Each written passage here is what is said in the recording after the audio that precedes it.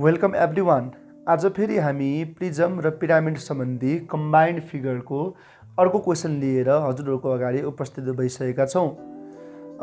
योभन्दा अघिल्लो भिडियोमा हामीले विभिन्न क्वेसनहरू सल्भ गरिसकेका छौँ भने आज हामी यो क्वेसनलाई सल्भ गर्छौँ। ल हेरौँ आजको भिडियोलाई। जस्तै यो क्वेसनमा हामीलाई के भनेको छ भने at the gate of the stadium there are two pillars of height 10 feet which all four faces are visible. There is a pyramid on the top of the each pyramids भनेको छ है। यहाँ के भनेको छ भने एउटा गेट छ रे, स्टेडियमको एउटा गेट छ रे जुन कि दुईवटा पिलरहरू मिलेर बनेको छ रे भन्नुको अर्थ चाहिँ जस्तै सल्युसन हामीले यहाँ के भनेको छ भने एउटा पिलर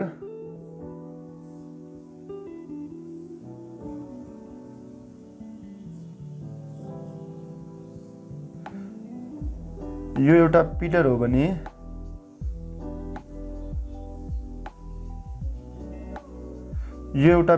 भने यस्तै यहाँ के छ त अर्को पनि पिलर छ।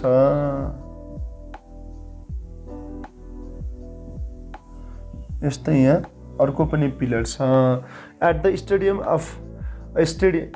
Get of the stadium there are two pillars of height 10 feet अनि यसको हाइट कति छ त 10 feet। ल म एकातिर मात्र सल्भ गरेँ, यसलाई मैले त्यत्तिकै राखेको छु है। 10 feet यसको के छ त हाइट छ अरे।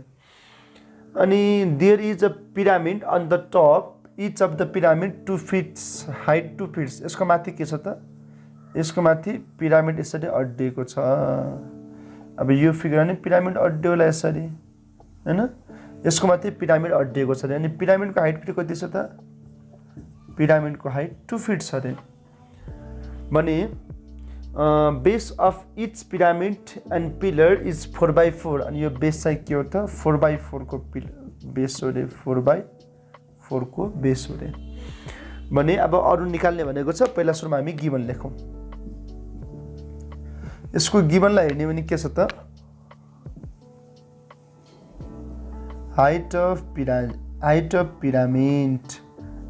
पिरामिडलाई के त h1 जुन हामीलाई 2 feet दिएको छ।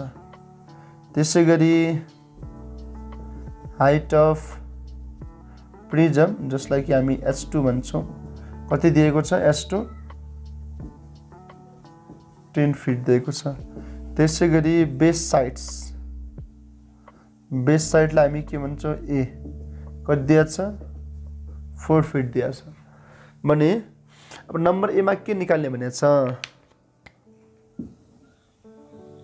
नम्बर a मा हामीलाई के भनेको छ भने find the slant height of the each pyramid. दुवै पिरामिडको स्लान्ट हाइट कति होला त भनेर भनेको छ।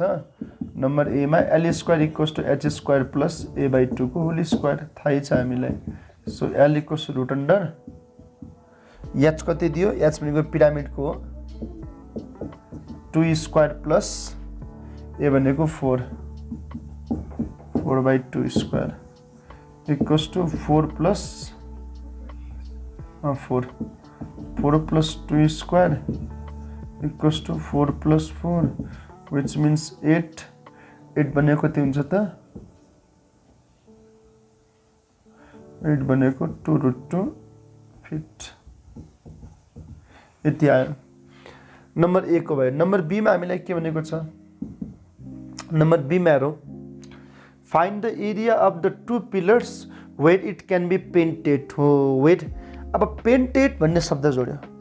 अब पेन्टेड भनेपछि के हो त या त टिआसी या त एलएसी हो हैन। यसको के हो त टिआसी हो। टिआसी अफ के त टिआसी अफ सोलिड टिआसी अफ पिलर।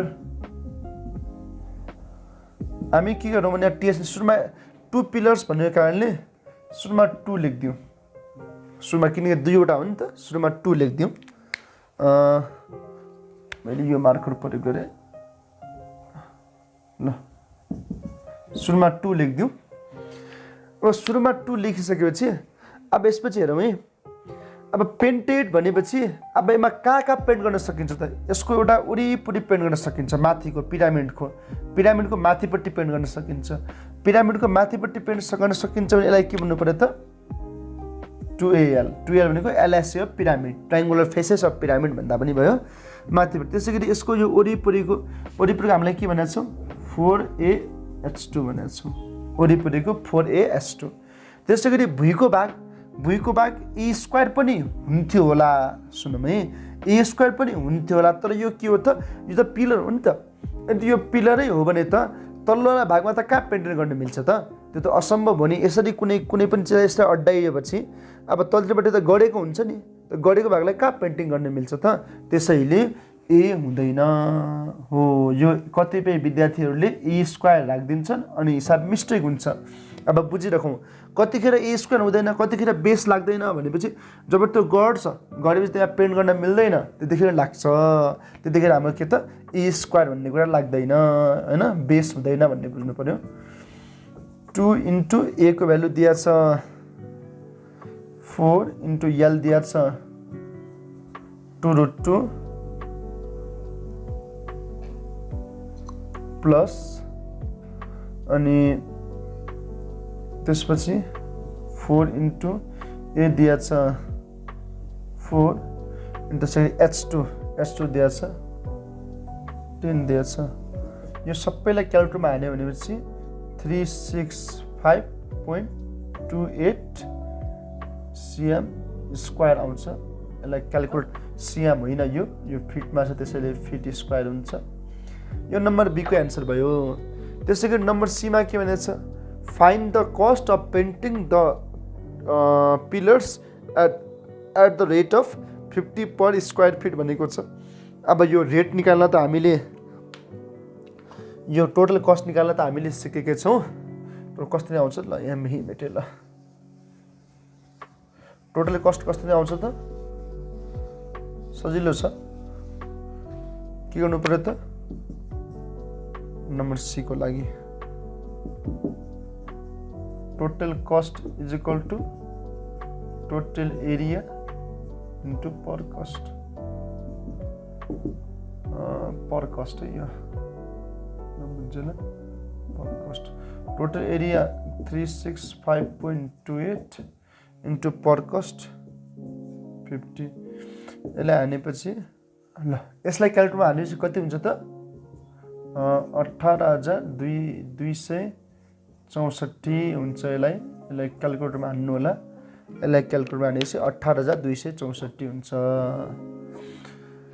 हस् त यो सँगसँगै हामीले प्रिजम र पिरामिड सम्बन्धी लगभग सबै इम्पोर्टेन्ट क्वेसनहरू गरिसक्यौँ यदि हजुरहरूलाई अझै पनि कुनै प्रकारको क्वेसनमा जिज्ञासा छ भने कमेन्ट बक्समा पक्कै लेख्नु होला थ्याङ्क यू